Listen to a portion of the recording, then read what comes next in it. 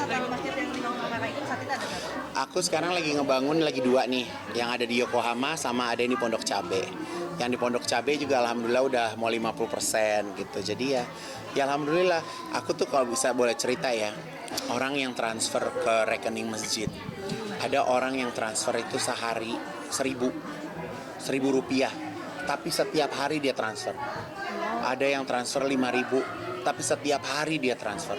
Jadi ternyata tanpa kita ketahui dia siapa, banyak juga teman-teman tuh yang memikirkan akhiratnya gitu. Jadi kalau dia transfer sehari 1.000 kan mungkin penghasilannya UMR banget, Beb. Tapi dia bisa konsisten, Masya Allah nggak gitu. Jadi Itu nyata ya, Kak? itu nyata. Kan aku setiap hari kan ngelihat itu, ada kayak bukti rekening kan gitu kan. Jadi kan ketahuan siapa gitu.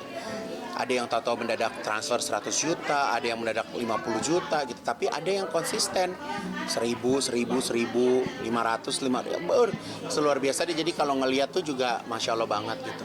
Sampai lelang tas juga ya?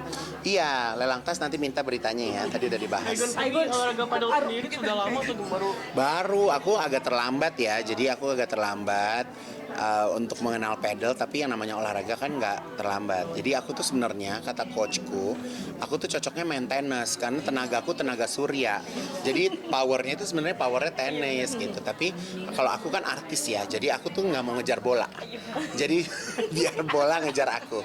Jadi aku ya kan kalau orang pada was-was kan, Kaigun hati-hati ya main pedal kan, Kaigun gemuk, hati-hati kakinya, jangan sampai jatuh, jangan apa. Jadi ya aku mainnya sangat hati-hati banget. Aku bukan tipe yang kayak si paling atlet gitu, ngejar apa segala macam, enggak. Tapi ternyata dengan kita main santai juga, alhamdulillah pagi-pagi itu udah dapat keringat gitu kan, udah dapat keringat, enak lah gitu pagi-pagi tuh. Apalagi aku kan morning person ya, jadi kayak kalau udah bangun habis subuh tuh suka susah tidur gitu, baru jam 8 baru ngantuk lagi kayak gitu. Jadi ya dengan adanya pedal ya alhamdulillah jadi ada olahraganya lah. Kamu sempat kontrol dokter dulu nggak sih? Kalau kan mau pedal kan bareng juga. Enggak lah, aku nggak ada ke dokter. Ini justru aku lagi pengen balik ke dokter Cisi, tapi karena waktunya memang belum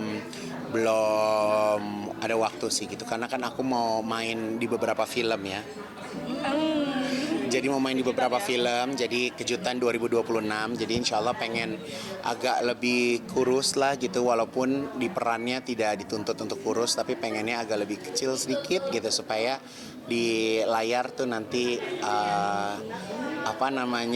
cakep lah gitu. Tantangan baru lagi ya? Tantangan baru lagi, kan aku baru buat afirmasi baru ya. Jadi di Instagramku kan tadinya super mega bintang, terus Indonesian designer. Nah sekarang aku tulis Indonesian actor. Jadi aku bangun afirmasi baru, aku pengen jadi bintang film. Jadi ya aku tuh kayak dari zaman dulu, siapa sih nyebut super mega bintang kalau bukan diri aku sendiri? Kan itu gila-gila aku sendiri gitu. Aku alhamdulillah nggak pernah dapat penghargaan, ya kan, nggak pernah menang nominasi, nggak pernah apa gitu kan. Jadi kan semua karena kegilaan aku aja, tapi jadi afirmasi yang positif gitu. Jadi pas aku ganti statusku jadi Indonesian actor, alhamdulillah film berdatangan gitu. Tapi aku rahasiain ya filmnya. Pokoknya Genrenya belum nih? apa? Berapa sih, Kak?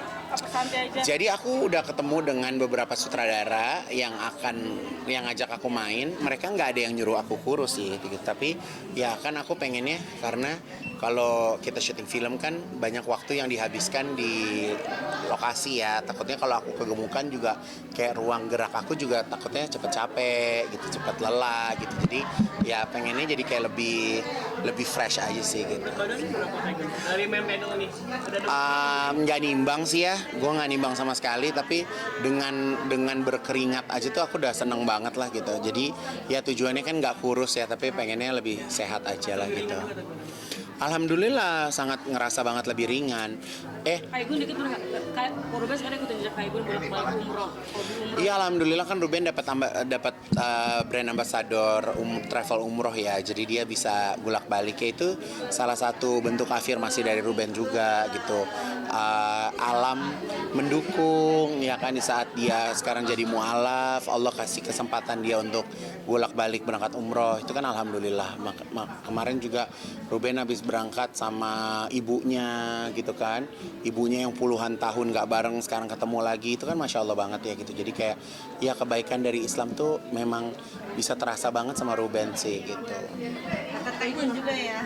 Enggak lah, nggak ada berkat-berkatan gitu ya. Kita kan kalau karena kita berteman jadi saling ngingetin aja gitu kan, saling ngingetin.